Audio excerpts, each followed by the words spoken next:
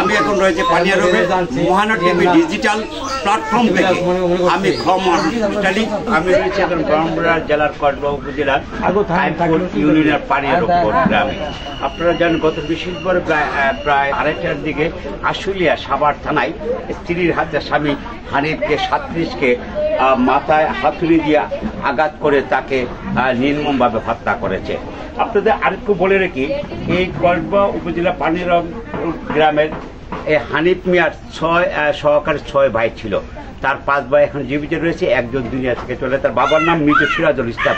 আমরা এখন কথা বলবো আর বড় ভাইয়ের সাথে, আমরা তার কথা বলবো যে এই বিষয়টা এটা হচ্ছে আমি থানার সূত্রে জানতে পারছি আর কি, যে ভারপ্রাপ্ত ইনচার্জ আমাকে অবগত করছে যে এই বিষয়ে যে তারা একটা মোবাইল নিয়ে ঝগড়া স্বামী স্ত্রীর মধ্যে। তো তর্ক বিতর্কের সাথে সাথে 2 ছেলেও কি, একজন বড় ছেলে মায়ের পক্ষে নিছে এবং মেজু ছেলে তার মায়ের পক্ষে নিছে। তো এই সূত্রই এখানে এই ঘটনাস্থলে একটা হাতুড়ি ছিল পাশে, এই হাতুড়ি দিয়া স্ত্রী তার স্বামীর মাথায় আঘাত করছে। তো সে সাথে সাথে অজ্ঞান হয়ে মাটিতে পড়ে যায়। এই অবস্থায় এলাকাবাসীরা নিয়ে তাকে মাহু শিশু হাসপাতালে নেওয়া হয়, আশুলিয়া মাহু শিশু হাসপাতালে। তো এই মুহূর্তে চিকিৎসাধীন অবস্থায় ডাক্তার তাকে মৃত্যু ঘোষণা করছে। ওইখান থেকে হাসপাতাল থেকে মর্গে থেকে নিয়ে আজকে আমরা 11টায় জানাজা হয়েছে, তারপরে আমরা দাফন কাফন সম্পূর্ণ শেষ করছি। একজন সচেতন মানুষ হিসেবে আমি বলবো এর সুষ্ঠু তদন্তের মাধ্যমে বিচার হোক। এবার এর জন্য দ্বিতীয়বার যেন এরকম কোনো কাজ সমাজের কোনো মানুষ বা ছেলে বা মেয়ে বা হাজবেন্ড হবে এরকম কোনো কাজ যেন করতে তরহাতুরি করতে এরপরে আমি হাতুড়ি দিয়ে একটা খুলে দিছি বড়, তারপরে মারা গেছে।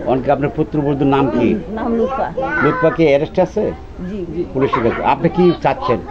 আমি বাগান চাই শুধু উপযুক্ত শাস্তি চাই।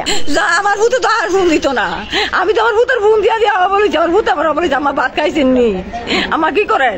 তাদের গ্রামবাসীর একটি দাবি যে কাল নাগিনী লুৎফা তার স্বামীকে হত্যা করেছে, তারা সকলেই আইনের মাধ্যমে দৃষ্টান্ত শাস্তি কামনা করেছেন। আর কি জানা আপনারা?